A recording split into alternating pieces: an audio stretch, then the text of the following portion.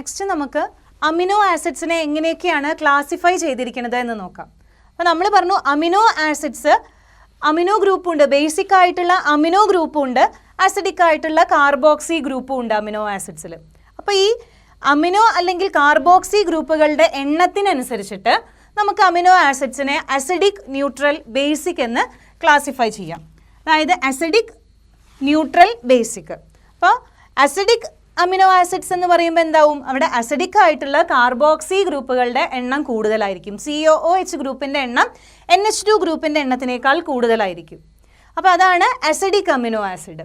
അതുപോലെ തന്നെ ന്യൂട്രൽ ആണെങ്കിൽ അമിനോ ഗ്രൂപ്പിൻ്റെയും കാർബോക്സി ഗ്രൂപ്പിൻ്റെയും എണ്ണം ഈക്വൽ ആണെങ്കിൽ അത്തരം അമിനോ ആസിഡ്സ് ആണ് ന്യൂട്രൽ അമിനോ ആസിഡ്.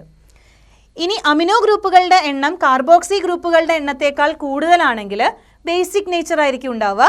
അപ്പം അത്തരം അമിനോ ആസിഡ്സ് ആണ് ബേസിക് അമിനോ ആസിഡ്. ഇതാണ് ആദ്യത്തെ classification, depending upon the number of amino and carboxy group. ഇനി അടുത്തൊരു ക്ലാസിഫിക്കേഷൻ എന്ന് പറയുന്നത് ഈ അമിനോ ആസിഡ് നമ്മുടെ ശരീരത്തിൽ സ്വയം ഉണ്ടാക്കാൻ പറ്റുമോ, സ്വയം സിന്തസൈസ് ചെയ്യാൻ പറ്റുമോ ഇല്ലേ എന്നതിനെ ബേസ് ചെയ്തിട്ടാണ്. ആദ്യത്തെ ആണ് എസെൻഷ്യൽ അമിനോ ആസിഡ്. അപ്പോൾ essential and non essential amino acid എന്നാണ് ക്ലാസിഫൈ ചെയ്തിരിക്കുന്നത്. അപ്പോൾ എസെൻഷ്യൽ അമിനോ ആസിഡ് എന്ന് പറഞ്ഞാൽ these amino acids cannot be synthesized in our body. നമ്മുടെ ബോഡിയിൽ സിന്തസൈസ് ചെയ്യാൻ പറ്റില്ല. പിന്നെ എങ്ങനെയാണ് നമുക്ക് ഈ അമിനോ ആസിഡ് കിട്ടുക? These are obtained through diet.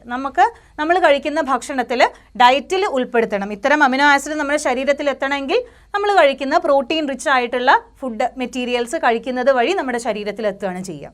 അപ്പോൾ അതിനുള്ള എക്സാമ്പിളാണ് ഫിനൈൽ എലാനിൻ, ല്യൂസിൻ പോലെയുള്ള അമിനോ ആസിഡ്സ് ഇതിൻ്റെ എക്സാമ്പിളാണ്. ഓക്കെ, ഇനി നോൺ എസെൻഷ്യൽ അമിനോ ആസിഡ് എന്ന് പറഞ്ഞാലോ, നോൺ എസെൻഷ്യൽ അമിനോ ആസിഡ് നമ്മുടെ ശരീരത്തിൽ സ്വയം സിന്തസൈസ് ചെയ്യാൻ പറ്റും. അതുകൊണ്ട് തന്നെ പുറമേ ഡയറ്റിലൂടെ നമ്മുടെ ശരീരത്തിൽ അല്ലെങ്കിൽ അത്തരം അമിനോ ആസിഡ് പ്രോട്ടീൻ റിച്ച് ആയിട്ടുള്ള ഫുഡ് കഴിച്ചിട്ടല്ല നമ്മുടെ ശരീരത്തിലേക്ക് എത്തുന്നത്. പകരം എങ്ങനെയാണ് നമ്മുടെ ശരീരത്തിൽ സ്വയം സിന്തസൈസ് ചെയ്യുകയാണ് ചെയ്യുന്നത്.